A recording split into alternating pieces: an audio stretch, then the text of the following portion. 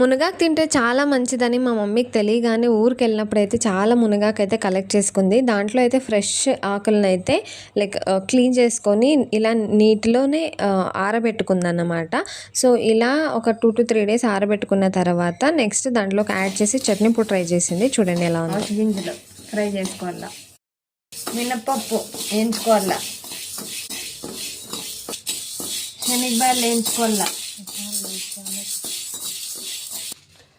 కొన్ని తీసుకొని ఇవన్నీ వేయించుకోవాలా. క్వాంటిటీ ఎక్కువ ఉంది, నేను వీడియోలో చూపలేదు. కొన్ని తీసుకొని ఇట్లా నీట్గా ఫ్రై చేసి పెట్టుకోవాలి. ఈ 3 ఐటమ్స్. మళ్ళీ ఆయిల్ వేసుకోవాలా.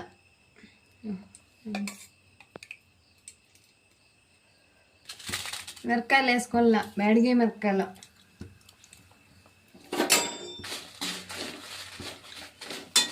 బాగా రోస్ట్ చేసుకోవాలా. పక్కకు పెట్టుకోవాలి మిరపకాయలు.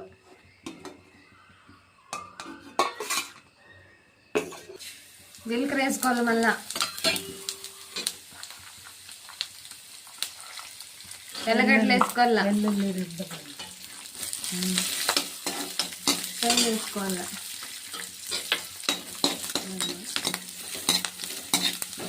నీట్గా ఫ్రై చేసుకోవాలి. ముందుగా ఆల్రెడీ పొడి చేసి పెట్టింది ఎండిచ్చి, దాన్ని వేసుకొని రోస్ట్ చేసుకోవాలి. ఆరబెట్టంటే ఎండుబెట్టి కాదు, నీట్గా రోస్ట్ చేసుకోవాలి.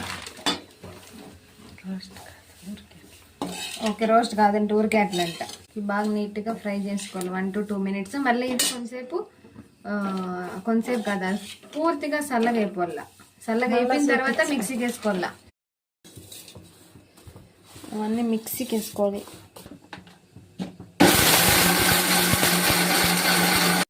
అప్పుడే ఫ్రై చేసుకున్నారు కదా, దాంతోపాటు చింతపండు అండ్ టేస్ట్కి తగినంత సాల్ట్ ఇవన్నీ యాడ్ చేసుకొని మళ్ళీ మిక్సీ పట్టుకోవాలి.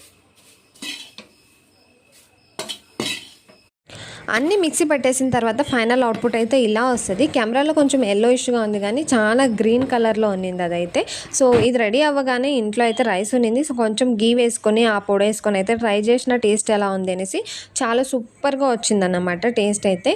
సో దీంట్లో యాడ్ చేసినవన్నీ హెల్తీ ఐటమ్సే కాబట్టి మనకి హెల్త్కి అయితే ఇది చాలా మంచిది. రోజుకు ఒక్కొక్క స్పూన్ తింటూ ఉంటే. సబ్స్క్రైబ్.